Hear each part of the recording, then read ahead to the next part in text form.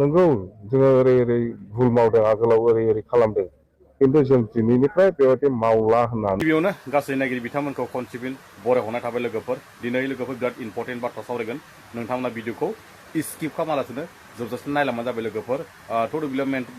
मेन टपिकआव थांसै नोंथांमोना थांनाय समाव जोंहा UBPL सरकार थासान्दियावबो जोंहा माने डिआर नाब्ला सारखौ जेलनिफ्राय लोगोसे डिआर नाब्ला दोनथ'नाय सोद्रोमाफोरखौ जेलनिफ्राय उदां खालामनो हानायखौ जों नुनो मोनदियासै लोगोसेयै नैबे दा सोलिबाय थानाय जोंहा मानगोनां BPF नि हाग्रामा महिलार सारा गावनि इलेक्शननि सिगाङावनो गासै ससियेल मिडियायाव जोंनो पाब्लिकनि सिगाङाव बुंना होनाय मोनसे रोखा खोथा दंमोन गाव माने BPF सरकार दायोब्ला जोंहा डिआर नाब्ला सार लोगोसे सोद्रोमा थानाय जेलनि गासै जोंहा NDB एक्स NDB सारमोनखौ माने जेलनिफ्राय उदां खालामगोन होननानै गावनि खुगानिफ्राय रोखायै बुंनाय खोथाखौ जों नुनो मोन्दोंमोन लोगोसेयै दिनै BPF सरकार थानाय समाव दिनै BPF सरकार दाबाय नालाय लोगोसे गावनि थासारिया माबायदि लोगोसेयै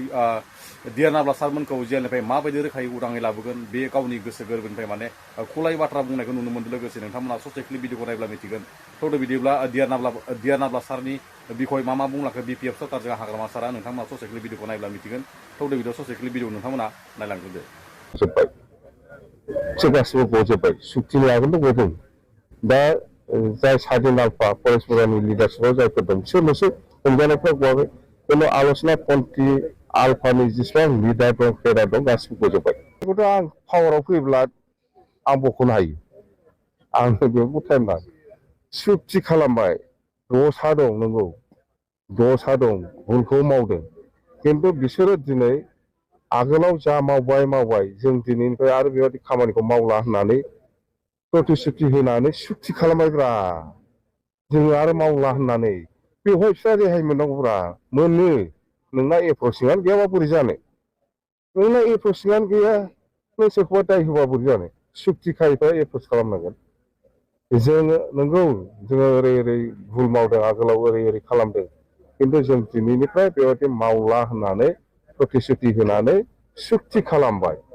बिनि उनाव मा थाखो आंहाबोथ' भुल दंमोन आंबोथ' बेबायदि खामानि मावला होननानै सुक्ति खालामदों बिनि थाखायथ' जेलनिफ्राय आंबो गदों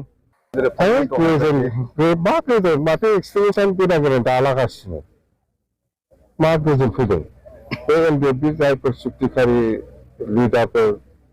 आरो जायफोर केडारफोर बिथांमोनाव सोंबानो जायोना बिथांमोना मा मोनदों मा गोजोननाय फैदों NDBनि केडार लिडारफोरनाव सोंदो बिथांमोना बे सुक्तिनि बारै मा रिहेबिलिटेसन जादों मा मोनदों दिनैसिमबो केसआव दङ केस सोलिगासिनो दं दिनैसिमबो जेलाव दङ बबे सुक्तियाव नुफेरा